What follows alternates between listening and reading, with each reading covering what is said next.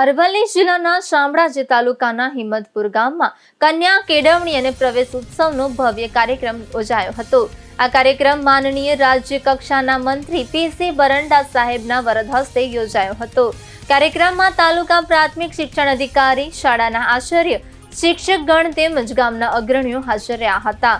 હિંમતપુર ગામના સરપંચ રાજેશકુમાર, નાનજીભાઈ વરસાત, નીનામા ધર્મેન્દ્રભાઈ સહિત ગામના ભાઈઓ અને બહેનો મોટી સંખ્યામાં ઉપસ્થિત રહ્યા હતા। પ્રવેશ ઉત્સવ અંતર્ગત હિંમતપુર પ્રાથમિક શાળામાં નાના ભૂલકાઓને પ્રવેશ અપાયો હતો। નવા વિદ્યાર્થીઓનું કુમકુમ તિલક કરીને સ્વાગત કરવામાં આવ્યું અને મોઢું મીઠું કરાવીને નોટબુક આપી પ્રોત્સાહિત કરવામાં આવ્યા હતા।